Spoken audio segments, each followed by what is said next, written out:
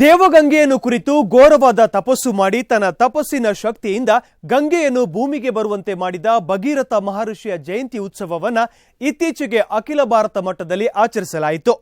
ಈ ಭಗೀರಥ ಮಹರ್ಷಿಯೇ ಉಪ್ಪಾರರ ಕುಲಗುರು. ಹೀಗಾಗಿ ಭಗೀರಥ ಮಹರ್ಷಿಯನ್ನ ಉಪ್ಪಾರ ಸಮಾಜ ತಮ್ಮ ಸಾಂಸ್ಕೃತಿಕ ನಾಯಕರಂತೆ ಪೂಜಿಸುತ್ತೆ. ಇದೇ ಹೊತ್ತಿನ ಸಮಯ ಸ್ಪೆಷಲ್ ಭಗೀರಥ ಜಯಂತ್ಯೋತ್ಸವ. ನಾನು ಸೋಮಣ್ಣ ಮಾಚಿಮಾಡ.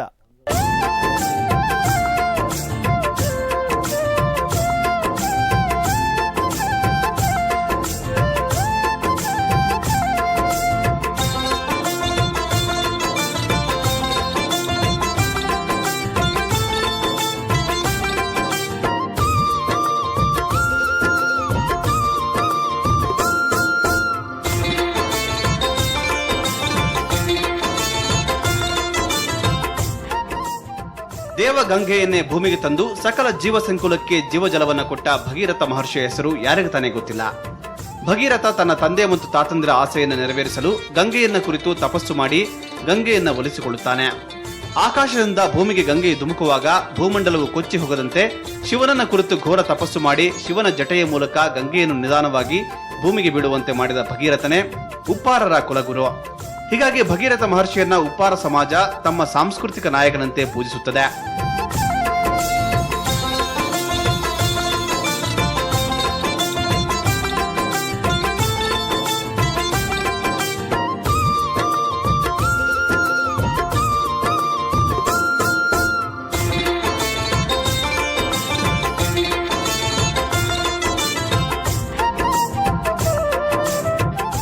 ಉಪ್ಪಾರರು ಸಮುದ್ರದೊಂದಿಗೆ ಸಂಘರ್ಷ ನಡೆಸಿ ಉಪ್ಪು ತೆಗೆದವರು, ಬಂಡೆಗಲ್ಲುಗಳೊಂದಿಗೆ ಸಂಘರ್ಷ ನಡೆಸಿ ವಿಗ್ರಹ ಕೆತ್ತಿದವರು, ದೇವಸ್ಥಾನಗಳನ್ನ ಕಟ್ಟಿದವರು, ಅಲ್ಲದೆ ಸದಾ ಸಂಘರ್ಷದ ಬದುಕನ್ನೇ ತಮ್ಮದಾಗಿಸಿಕೊಂಡವರು. ಆದರೆ ಈಗ ಈ ಉಪ್ಪಾರ ಸಮಾಜ ಹಿಂದುಳಿದ ಹಣೆಪಟ್ಟಿ ಹೊತ್ತು ಸಮಾಜದಲ್ಲಿ ಆರ್ಥಿಕ, ರಾಜಕೀಯ, ಸಾಮಾಜಿಕ ಸ್ಥಾನಮಾನಕ್ಕಾಗಿ ಸಂಘರ್ಷ ನಡೆಸುತ್ತಿದೆ.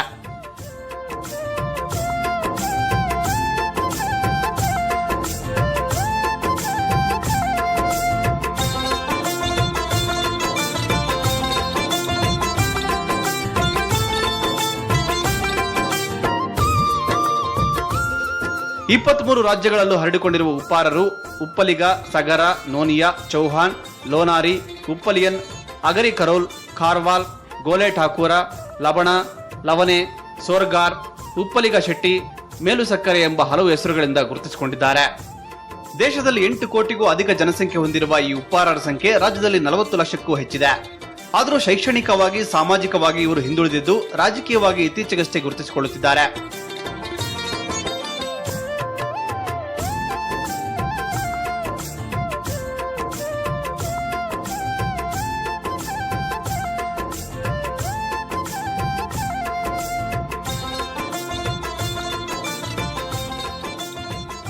ರಾಜ್ಯದಲ್ಲಿ ಅತ್ಯಂತ ಹಿಂದುಳಿದ ಸಮಾಜ ಅಂತ ಗುರುತಿಸಿಕೊಂಡಿರುವಂತಹ ಈ ಸಮಾಜದಲ್ಲಿ ಇಂದಿಗೂ ಶೈಕ್ಷಣಿಕ ಪ್ರಗತಿ 30% ಮಾತ್ರ. ಬೆರಳೆಣಿಕೆಯಷ್ಟು ಜನ ಉನ್ನತ ಹುದ್ದೆ ಸ್ಥಾನಮಾನದಲ್ಲಿದ್ದರೆ ಅನಕ್ಷರತೆ ಮತ್ತು ಬಡತನ ಈ ಸಮಾಜವನ್ನ ಶಾಪವಾಗಿ ಕಾಡುತ್ತಿದೆ. ಸ್ವಾತಂತ್ರ್ಯ ಬಂದು 7 ದಶಕ ಗತಿಸಿದರೂ ಇಂದಿಗೂ ಅಸ್ತಿತ್ವಕ್ಕಾಗಿ ಹೋರಾಡುತ್ತಿರುವ ಉಪ್ಪಾರರಿಗೆ ಚಿತ್ರದುರ್ಗ ಜಿಲ್ಲೆಯ ಹೊಸದುರ್ಗದ ಶ್ರೀ ಚಿನ್ಮೂಲಾದ್ರಿ ಶಿಲಾಪುರಿ ಮಹಾಸಂಸ್ಥಾನ ಬ್ರಹ್ಮವಿದ್ಯಾನಗರ ಧರ್ಮಕ್ಷೇತ್ರವಾಗಿದ್ದು, ಈ ಗುರುಪೀಠದ 13ನೇ ಜಗದ್ಗುರು ಶ್ರೀ ಪುರುಷೋತ್ತಮಾನಂದಪುರಿ ಸ್ವಾಮೀಜಿ ಇವರ ಧರ್ಮಗುರುಗಳಾಗಿದ್ದಾರೆ.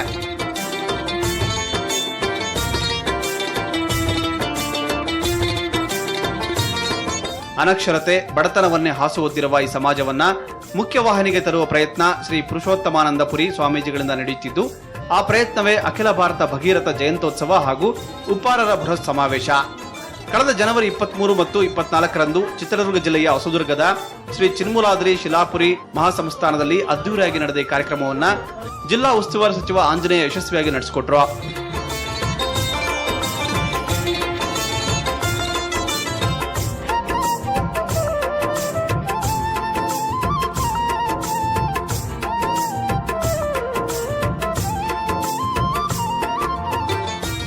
ಜನವರಿ 23, 24ರಂದು ನಡೆದ ಉಪ್ಪಾರರ ಬೃಹತ್ ಸಮಾವೇಶ ಮತ್ತು ಅಖಿಲ ಭಾರತ ಜಯಂತ್ಯೋತ್ಸವದಲ್ಲಿ ರಾಜ್ಯದ ಹಲವು ಜಿಲ್ಲೆಗಳಿಂದ 30,000ಕ್ಕೂ ಹೆಚ್ಚು ಉಪ್ಪಾರ ಸಮಾಜ ಬಾಂಧವರು ಪಾಲ್ಗೊಂಡಿದ್ರು.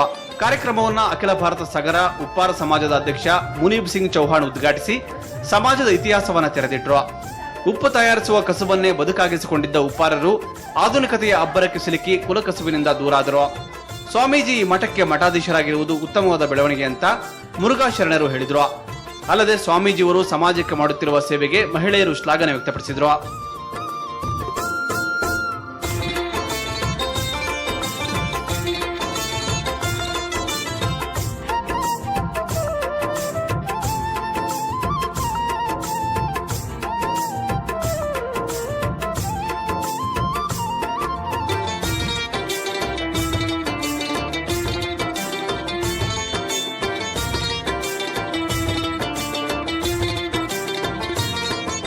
ಪೀಠದ ಮಹಾಸ್ವಾಮೀಜಿಯವರು ಈ ಮಠಕ್ಕೆ ಮಠಾಧೀಶರಾಗಿರ್ತಕ್ಕಂಥದ್ದೇ ಒಂದು ಉತ್ತಮವಾಗಿರುವಂಥ ಬೆಳವಣಿಗೆ. ಈ ಮಠಕ್ಕೆ ಪೀಠಕ್ಕೆ ಲೇಪಾಕ್ಷಿ ಸ್ವಾಮಿಗಳ ನಂತರದಲ್ಲಿ ಒಳ್ಳೆಯ ಉತ್ತರಾಧಿಕಾರಿಗಳು ಬಂದಿದ್ದಾರೆ. ಚಲನಶೀಲ ಶಕ್ತಿಯನ್ನು ಪಡೆದಿರುವಂಥ, ಅದರಲ್ಲಿ ಸಂಘಟನಾ ಶಕ್ತಿಗೆ ಹೆಸರಾಗಿರುವಂಥ ಮಹಾಸ್ವಾಮೀಜಿಯವರು ಅವ್ರು ಒಂದು ಸತಿ ಕರೆ ಕೊಟ್ಟರೆ ಸಾಕು, ಲಕ್ಷ ಜನ ಜಮಾಯಿಸುವಂಥ, ಕೂಡಿಸುವಂಥ ಒಂದು ಶಕ್ತಿ ಮಹಾಸ್ವಾಮೀಜಿಯವರಲ್ಲಿದೆ. ಅವರು ಈ ರೀತಿಯಾಗಿ ಒಂದು ತಮ್ಮ ಗುರುಗಳ ಹೆಸರಿನಲ್ಲಿ ಒಂದು ಐಕ್ಯ ಮಂಟಪವನ್ನು ಲೋಕಾರ್ಪಣೆ ಮಾಡ್ತಕ್ಕಂಥ ಕಾರ್ಯಕ್ರಮ ಇದಾಗಿದೆ. ಆ ಕಾರ್ಯಕ್ರಮವನ್ನು ಭಾಳ ಚೆನ್ನಾಗಿ ಸ್ವಾಮೀಜಿಯವರು ಸಂಘಟನೆ ಮಾಡ್ತಾ ಇದ್ದಾರೆ. ಈ ಮಠಕ್ಕೂ ನಮ್ಮ ಮಠಕ್ಕೂ ಒಂದು ಆತ್ಮೀಯವಾಗಿರುವಂಥ ಒಂದು ಸಂಬಂಧ ಇದೆ. ಅದನ್ನೇ ನಾವು ಮುಂದುವರಿಸ್ಕೊಂಡು ಹೋಗ್ತಾಯಿದ್ದೀವಿ.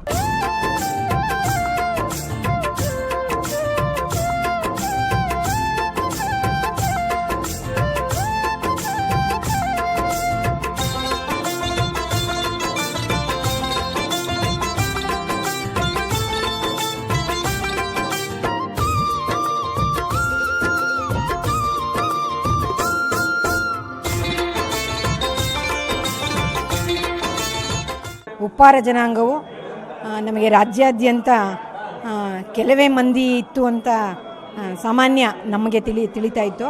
ನಮ್ಮ ಸಮಾಜದಲ್ಲಿ ಶೈಕ್ಷಣಿಕವಾಗಿ ಮುಂದುವರಿಯದ ಕಾರಣ ಇದರ ಒಂದು ಅರಿವು ನಮ್ಮ ರಾಜ್ಯದ ಎಲ್ಲ ಜಿಲ್ಲೆಯ ಎಲ್ಲ ತಾಲೂಕಿನ ಗ್ರಾಮಗಳ ಒಂದು ಜನತೆಗೆ ಇದರ ಅರಿವು ಇಲ್ಲ. ಆದರೆ ಇತ್ತೀಚೆಗೆ ಸ್ವಾಮೀಜಿಯವರು ಏರ್ಪಡಿಸಿದಂಥ ಈ ಸಮಾವೇಶವು ಅಖಿಲ ಭಾರತದ ಉಪ್ಪಾರ ಸಮಾವೇಶ ಆದ್ದರಿಂದ ನಮ್ಮ ಎಲ್ಲ ಉಪ್ಪಾರ ಬಂಧುಗಳು ಇಲ್ಲೆಲ್ಲ ಇದ್ದಾರೆ ಅಂತ ಅನ್ನೋ ಒಂದು ಹೃದಯದ ಒಂದು ಸಂತೋಷವನ್ನು ತಂದಿದೆ. ಹೀಗೆ ಸ್ವಾಮೀಜಿಯವರಿಗೆ ಭಗೀರಥ ಪ್ರಯತ್ನದಿಂದ ಹೇಗೆ ಗಂಗೆಯನ್ನು ಧರೆಗೆ ಇಳಿಸಿದ್ರು, ಅದೇ ರೀತಿ ನಮ್ಮ ಉಪ್ಪಾರ ಬಂಧುಗಳನ್ನ ಒಗ್ಗೂಡಿಸುವ ಒಂದು ನಿಟ್ಟಿನಲ್ಲಿ ಹೋಗ್ತಾ ಇದ್ದಾರೆ. ಅವರಿಗೆ ಹೆಚ್ಚಿನ ಶಕ್ತಿಯನ್ನು ಕೊಡಲಿ ಭಗವಂತ. ಹಾಗೂ ನಮ್ಮ ಉಪ್ಪಾರ ಬಂಧುಗಳಿಗೆ ಇನ್ನೂ ಹೆಚ್ಚಿನ ಅರಿವನ್ನು ಕೊಟ್ಟು ನಾವೆಲ್ಲ ಸಂಘಟಿತರಾಗೋಣ.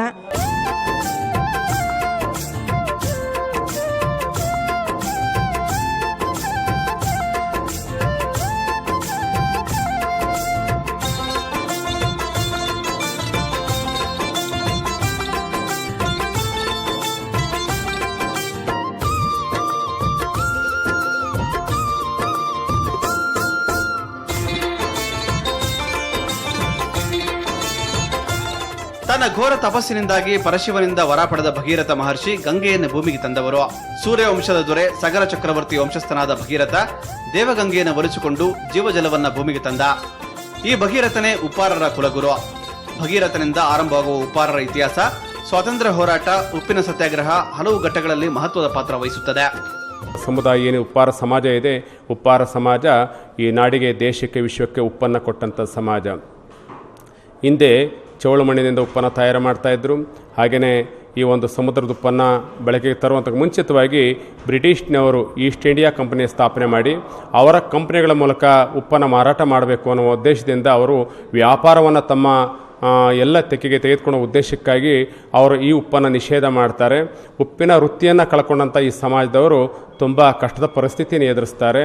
ಆ ಮೂಲಕ ಎಲ್ಲ ಕಡೆ ಅಲೆಮಾರಿಗಳಾಗಿ ಬೇರೆ ಬೇರೆ ಕಸುವನ್ನು ಆಧರಿಸಿ ಹೋಗುವಂಥ ಪರಿಸ್ಥಿತಿ ನಿರ್ಮಾಣ ಆಗ್ತದೆ. ಉಪ್ಪಾರ ಸಮಾಜದ ಈ ಎಲ್ಲ ಸಮಸ್ಯೆಗಳನ್ನು ನೋಡಿದಂಥ ಮಹಾತ್ಮ ಗಾಂಧೀಜಿಯವರು ಗುಜರಾತ್ನ ದಂಡಿಯಿಂದ ಉಪ್ಪಿನ ಸತ್ಯಾಗ್ರಹ ಚಳವಳಿಯನ್ನು ಪ್ರಾರಂಭ ಮಾಡ್ತಾರೆ. ನಗರಕ್ಕೆ ಇಲ್ಲಿ ಪಾದಾರ್ಪಣೆ ಮಾಡ್ತಾರೆ. ಇಲ್ಲಿ ಸರ್ಕಾರದ 500 ಎಕರೆ ಜಮೀನನ್ನು ಪಡ್ಕೊಂಡು ಇಲ್ಲಿ ಬಡ ಕೂಲಿ ಕಾರ್ಮಿಕರನ್ನ ಕರೆದು ಇಲ್ಲಿ ಒಂದು ಅವರು ಗ್ರಾಮವನ್ನು ಸ್ಥಾಪನೆ ಮಾಡ್ತಾರೆ. ಅವರು ಶಿಕ್ಷಣ ಸಂಸ್ಥೆಗಳನ್ನು ಕಟ್ಟಿದ್ದೇವೆ.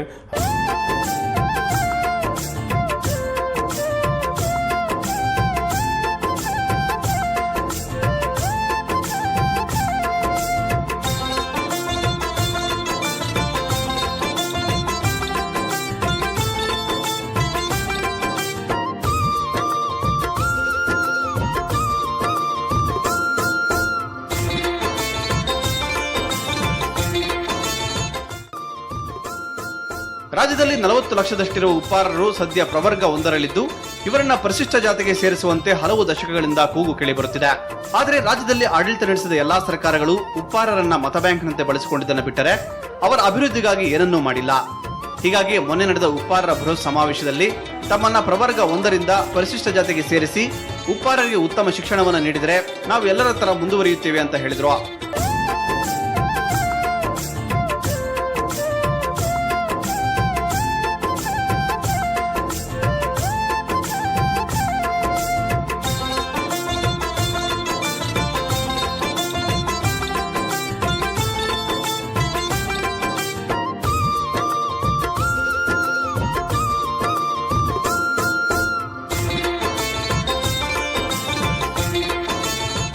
ಉಪ್ಪಾರ ಸಮಾಜದವರು ಸಹ ಅತಿ ಹೆಚ್ಚಾಗಿದ್ದಾರೆ. ಇಲ್ಲಿ ಆರ್ಥಿಕವಾಗಿ ಮತ್ತು ಶೈಕ್ಷಣಿಕವಾಗಿ ಮತ್ತು ಎಲ್ಲದರಿಂದ ಸಾಮಾಜಿಕವಾಗಿ ಭಾಳ ಹಿಂದುಳಿದಿದ್ದೇವೆ. ಆದ್ದರಿಂದ ಇವತ್ತು ನಮಗೆ ಶಿಕ್ಷಣ ಬೇಕಾಗಿದೆ. ಶಿಕ್ಷಣ ಇವತ್ತು ಎಂಥ ಶಿಕ್ಷಣ ಬೇಕಾಗಿದೆ, ಇದು ಕಂಪ್ಯೂಟರ್ ಶಿಕ್ಷಣ ಇವತ್ತು ಬೇಕಾಗಿರೋದು. ಅಂಥ ಶಿಕ್ಷಣವನ್ನು ಇವತ್ತು ಏನು ಸಿರಿಗೆರೆ ಮಠ ಇರ್ಬೋದು, ಸಿದ್ಧಗಂಗಾ ಮಠ ಇರ್ಬೋದು, ಅಥವಾ ಬ್ರಾಹ್ಮಣರು ಸುಮಾರು ಸ್ವಾಮೀಜಿಗಳು ದೊಡ್ಡ ದೊಡ್ಡ ಮಠಗಳು ಮಾಡಿ ಅವ್ರಿಗೆ ಒಳ್ಳೆಯ ಶಿಕ್ಷಣ ಕೊಟ್ಟು IAS ಅಧಿಕಾರಿಗಳು, IPS ಅಧಿಕಾರಿಗಳು ಈ ಥರ ಒಂದು ತಯಾರು ಮಾಡಿದ್ದಾರೆ. ಅವ್ರಿಗೆ ವಿದ್ಯಾಭ್ಯಾಸ ಕೊಟ್ಟು, ಹಾಗಾಗಿ ಹಿಂದುಳಿದ ಮಠಗಳಲ್ಲಿ ಏನು ಸ್ವಾಮೀಜಿಯವರು ಹಿಂದುಳಿದ ಮಠಗಳಲ್ಲಿ ಶಿಕ್ಷಣ ಕೊಡಬೇಕಾಗಿದೆ. ಆ ಶಿಕ್ಷಣಕ್ಕೆ ಅತಿ ಹೆಚ್ಚಿನ ಒತ್ತು ಕೊಟ್ಟು ಇವತ್ತು ಶಿಕ್ಷಣ ಒಂದು ಕಂಪ್ಯೂಟರ್ ಶಿಕ್ಷಣವನ್ನು ಕೊಟ್ಟರೆ ಇವತ್ತು ನಾವು ಸಹ IAS ಮಾಡೋಕ್ಕೆ, IPS ಮಾಡೋಕ್ಕೆ ಅಥವಾ ಇನ್ನೊಂದು ಕಾಂಟ್ರಾಕ್ಟರ್ ಆಗೋಕ್ಕೆ, ಆರ್ಥಿಕವಾಗಿ ಮುಂದೆ ಬರೋಕ್ಕೆ, ಸಬಲೀಕರಣ ಆಗೋಕ್ಕೆ ಇವತ್ತು ಶಕ್ತಿ ಕೊಡಬೇಕು. ಇವತ್ತು ಹಿಂದುಳಿದತಕ್ಕಂಥ ಮುಖ್ಯಮಂತ್ರಿ ಅವರು ಇವತ್ತು ಸಮಾಜದಲ್ಲಿ ಇವತ್ತು ಅವ್ರಿಗೆ ಗೊತ್ತಿದೆ ಕಷ್ಟ. ಇವತ್ತು ಅಗಸರು, ಕುಂಬಾರರು, ಕಮ್ಮಾರರು, ಇಂಥ ಮಡಿವಾಳರು ಮತ್ತು ಉಪ್ಪಾರರು ಇಂಥ ಅತಿ ಹಿಂದುಳಿದಿರ್ತಕ್ಕಂಥ ಜನಾಂಗ ಇವತ್ತು ಯಾವುದೇ ಆಗಿರಲಿ, ರಾಜಕೀಯವಾಗಿ ಆಗಿರಲಿ ಅಥವಾ ಆರ್ಥಿಕವಾಗಿ ಆಗಿರಲಿ ಅಥವಾ ಶಿಕ್ಷಣದಲ್ಲಿ ಸಹ ಭಾಳ ಹಿಂದುಳಿದಿದ್ದೇವೆ ನಾವು. ಇವತ್ತು ಶಕ್ತಿ ಕೊಡಬೇಕು ಅವರು. ಇವತ್ತು ದೇವರಾಜ ಅರಸರವರು ಒಂದು ಹಿಂದುಳಿದ ವರ್ಗಕ್ಕೆ ಶಕ್ತಿ ಕೊಟ್ಟಿದ್ದರು. ಬಂಗಾರಪ್ಪನವರು ಸಹ 2 ವರ್ಷದಲ್ಲಿ ಶಿಕ್ಷಣಕ್ಕೆ ಒಳ್ಳೆಯ ಒಂದು ಒತ್ತು ಕೊಟ್ಟಿದ್ದರು. ಇವತ್ತು ಸಿದ್ದರಾಮಯ್ಯರು ಸಹ ಇವತ್ತು ಮಠದ ಅಭಿವೃದ್ಧಿಗಾಗಿ ಮತ್ತು ಮಠದ ಒಂದು ಶಕ್ತಿಯನ್ನು ಮಠಕ್ಕೆ ಶಕ್ತಿ ಕೊಟ್ಟರೆ ನಮ್ಮ ಜನಾಂಗಕ್ಕೆಲ್ಲ ಶಕ್ತಿ ಕೊಟ್ಟಂಗಾಗುತ್ತೆ. ಇವತ್ತು ಮಠಕ್ಕೆ ಶಕ್ತಿ ಕೊಡಬೇಕು.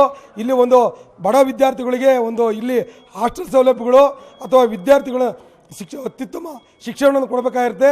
ಅಂಥ ಶಿಕ್ಷಣವನ್ನು ಸರ್ಕಾರ ನಮಗೆ ಒಂದು ಆರ್ಥಿಕವಾಗಿ ಮುಂದೆ ಬಂದರೆ ನಾವು ಸಹ ಬ್ರಾಹ್ಮಣರ ಥರ ಇವತ್ತು ಸಿದ್ಧಗಂಗಾ ಮಠದ ಥರ ಅಥವಾ ಸಿರಿಗೆರೆ ಮಠದ ಥರ ಮುಂದುವರಿಯೋಕ್ಕೆ ಸಾಧ್ಯತೆ ಆಗುತ್ತೆ ಅಂತ.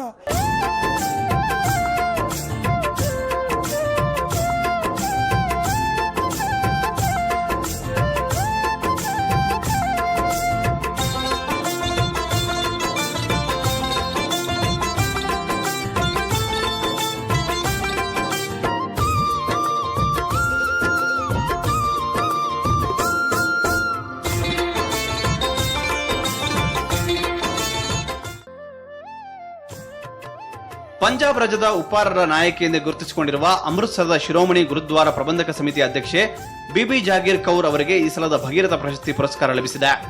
ಪಂಜಾಬ್ನಲ್ಲಿ ಉಪ್ಪಾರರನ್ನ ಲಬಾನ ಎಂದು ಗುರುತಿಸುತ್ತಿದ್ದು ಬಿಬಿ ಜಾಗೀರ್ ಕೌರ್ ಆ ಸಮುದಾಯಕ್ಕೆ ಸೇರಿದವರಾಗಿದ್ದಾರೆ. ಅಕಾಲಿದಳ ಪಕ್ಷದ ಸಕ್ರಿಯ ನಾಯಕಿಯಾಗಿರುವ ಕೌರ್ ಹಾಲಿ ಶಾಸಕಿ ಮತ್ತು ಅಕಾಲಿದಳದ ಮಹಿಳಾ ಘಟಕದ ಮುಂಚೂಣಿ ನಾಯಕಿಯಾಗಿದ್ದಾರೆ. ಬರೀ ಉಪ್ಪಾರರಷ್ಟೇ ಅಲ್ಲದೆ ಹಿಂದುಳಿದ ಜನಾಂಗಗಳ ಅಭಿವೃದ್ಧಿಗೆ ನಿರಂತರ ಹೋರಾಟಕ್ಕೆ ತಮ್ಮನ್ನೇ ತೊಡಗಿಸಿಕೊಂಡಿರುವ ಬಿಬಿ ಜಾಗೀರ್ ಕೌರ್ ಅವರಿಗೆ ಈ ಬಾರಿಯ ಭಗೀರಥ ಪ್ರಶಸ್ತಿ ನೀಡಲಾಗುತ್ತಿದೆ.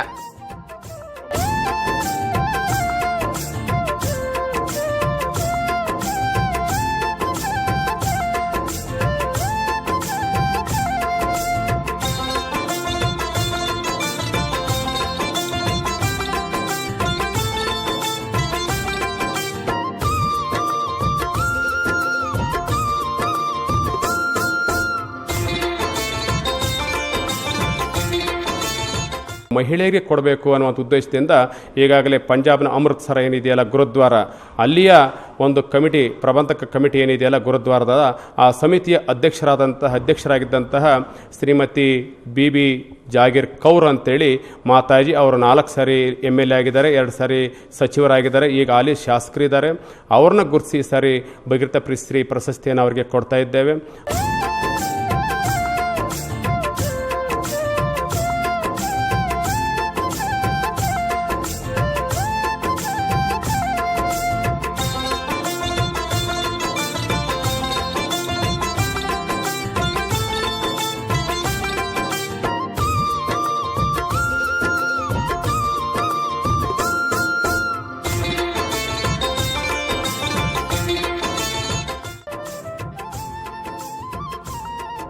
ಬ್ರಹ್ಮ ವಿದ್ಯಾನಗರದಲ್ಲಿರುವ ಭಗೀರಥ ಪೀಠದ ಪುರುಷೋತ್ತಮಾನಂದ ಸ್ವಾಮೀಜಿ ತಮ್ಮ ಮಠದ 20 ಎಕರೆ ಭೂಮಿಯಲ್ಲಿ ಸುಮಾರು 4,500 ದಾಳಿಂಬೆ ಗಿಡಗಳನ್ನು ನೆಟ್ಟಿದ್ದಾರೆ.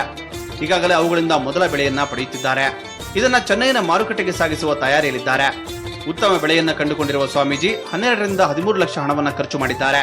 ಆದರೆ ನಿರೀಕ್ಷೆ ಮಾತ್ರ ಬೆಲೆ ಇಳಿಕೆಯಿಂದಾಗಿ 70 ರಿಂದ 80 ಲಕ್ಷ ಇದೆ.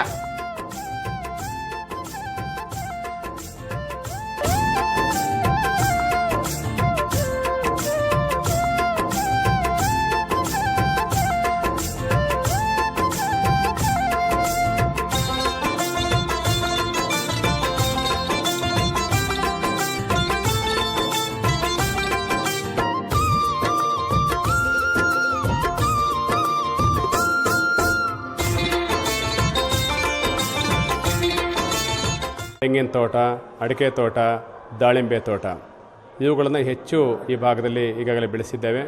ಅದರಲ್ಲೂ ದಾಳಿಂಬೆ ಬೆಳೆಯನ್ನು ನಾವು ವಿಶೇಷವಾಗಿ ಸಾವಯವ ಕೃಷಿ ಹಾಗೆ ನೈಸರ್ಗಿಕ ಕೃಷಿಯ ಮೂಲಕವೇ ಆ ದಾಳಿಂಬೆಯನ್ನು ಬೆಳೆದಿದ್ದೇವೆ. ಸುಮಾರು 40 ಎಕರೆಯಲ್ಲಿ ದಾಳಿಂಬೆಯನ್ನು ಈಗಾಗಲೇ ಬೆಳೆಸಿದ್ದು ಒಂದು ಬೆಳೆಯನ್ನು ಈಗಾಗಲೇ ತೆಗೆದುಕೊಂಡಿದ್ದೇವೆ. ತುಂಬ ಚೆನ್ನಾಗಿ ನಮಗೆ ಆಶ್ಚರ್ಯ ಆಗ್ತಾ ಇದೆ. ಬೆಂಗಳೂರಿನ ಯೂನಿವರ್ಸಿಟಿ ಹೆಸರುಗಡದ ನಮ್ಮ ಏನು ಹೆಬ್ಬಾಳದಲ್ಲಿರುವಂತಹ GKVK ಯೂನಿವರ್ಸಿಟಿಯವರು, ಆಮೇಲೆ ಸೈಂಟಿಸ್ಟ್ಗಳು ಮತ್ತು ಬೇರೆ ಬೇರೆ ಇವರೆಲ್ಲ ಬಂದವರು ಆಶ್ಚರ್ಯಪಡ್ತಾಯಿದ್ರು. ಸುಮಾರು 800 ರಿಂದ 900 ಗ್ರಾಮ್ವರೆಗೆ ಒಂದೊಂದು ಹಣ್ಣುಗಳು, ಹಾಗೆ ಅಷ್ಟೇ ತುಂಬ ಕಲರ್ಫುಲ್ಲಾಗಿ ಭಾಳಷ್ಟು ಚೆನ್ನಾಗಿ ಬಂದಿತ್ತು. ಈ ದಾಳಿಂಬೆಯನ್ನು ನೋಡಿದಂತಹ ರೈತರು ಭಾಳಷ್ಟು ಅದನ್ನು ಈಗಾಗಲೇ ಬೆಳೀಲಿಕ್ಕೆ ಶುರು ಮಾಡಿದ್ದಾರೆ.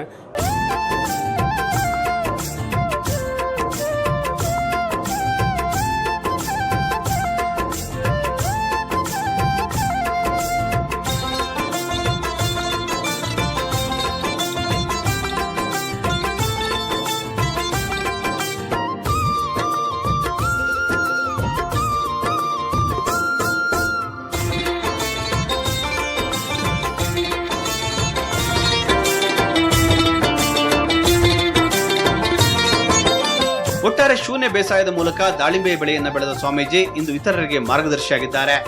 ದಾಳಿಂಬೆ ಸ್ವಾಮೀಜಿ ಎಂದೇ ಈ ಭಾಗದಲ್ಲಿ ಖ್ಯಾತಿಯನ್ನು ಪಡೆದಿದ್ದಾರೆ. ಇದನ್ನು ನೋಡಲು ಭಕ್ತರು ಮತ್ತು ರೈತರು ಬರುತ್ತಿದ್ದಾರೆ. ದಾಳಿಂಬೆ ಸವಿಯನ್ನ ಸವಿಯುತ್ತಿದ್ದಾರೆ. ಅಷ್ಟೇ ಅಲ್ಲದೆ ಎಲ್ಲಾ ಕ್ಷೇತ್ರದಲ್ಲೂ ತಮ್ಮ ಸಮುದಾಯದ ಏಳಿಗೆಗಾಗಿ ಪುರುಷೋತ್ತಮಾನಂದ ಸ್ವಾಮೀಜಿ ದುಡಿಯುತ್ತಿದ್ದಾರೆ.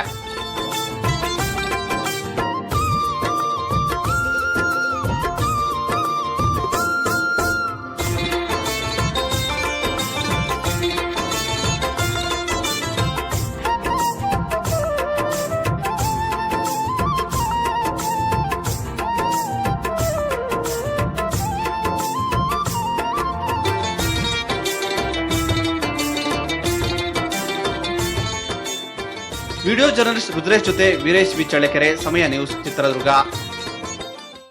ಹೀಗೆ ಭಗೀರಥ ಮಹರ್ಷಿಯ ಜಯಂತಿ ಉತ್ಸವವನ್ನ ಉಪ್ಪಾರ ಸಮಾಜ ಅದ್ದೂರಿಯಾಗಿ ಆಚರಿಸಿ ಕುಲಗುರುವಿಗೆ ಗೌರವ ಸಲ್ಲಿಸಿತು. ಇದೇ ಹೊತ್ತಿನ ಸಮಯ ಸ್ಪೆಷಲ್. ನೋಡ್ತಾ ಇರಿ ಸಮಯ ಸಮಾಚಾರ ನಿರಂತರ.